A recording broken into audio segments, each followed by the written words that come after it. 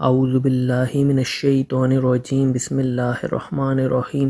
السلام علیکم معزز ناظرین، آج ہم گمشدہ انسان کو ڈھونڈنے کے لیے پڑھنے والے وظیفہ پر بات کریں گے کہ کیسے اور کون سا وظیفہ کریں جس سے گمشدہ انسان کا معلوم ہو جائے کہ وہ کہاں ہے اور کس حال میں ہے، اور اللہ اس کو ہم سے ملا دے۔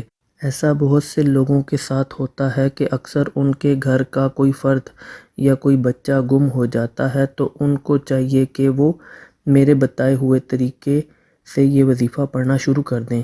اس وظیفہ کی برکت سے نہ صرف گم ہوا ہوا شخص واپس آ جائے گا بلکہ آپ کی ہر مراد پوری ہوگی۔ آپ کی کوئی اور حاجت بھی ہو تو آپ اس وظیفہ کو کر سکتے ہیں، انشاءاللہ وہ بھی پوری ہوگی۔ یہ وظیفہ یعقوب علیہ السلام کی دعا ہے جس کی برکت سے اللہ نے یعقوب علیہ السلام کو حضرت یوسف علیہ السلام عطا کیے، لہٰذا اس عمل کو کرتے وقت کسی بھی قسم کا شک و شبہ کی گنجائش باقی نہیں رہتی۔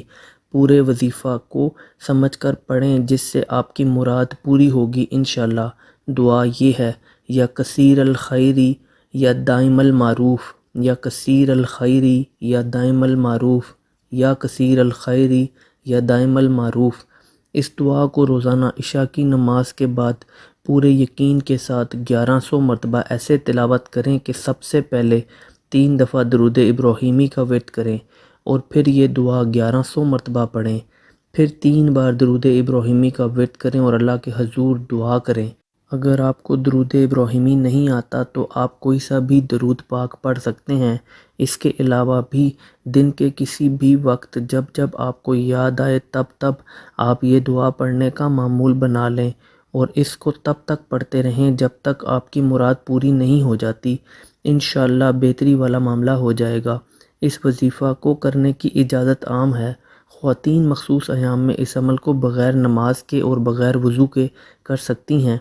وظیفہ شروع کرنے سے پہلے پیسے کچھ جو آپ چاہیں وہ حسب توفیق مسجد میں ڈال دیں۔ وظیفہ گھر کا کوئی بھی فرد کر سکتا ہے، کوئی دوسرا شخص اس وظیفہ کو آپ کے گھر کے فرد کے لیے نہیں کر سکتا۔ اگر کوئی مجبوری بن جائے تب کوئی دوسرا شخص آپ کے گھر کے فرد کے لیے اس وظیفہ کو کر سکتا ہے۔ ویڈیو کو لائک کر دیں، چینل کو سبسکرائب کر دیں۔ اللہ حافظ۔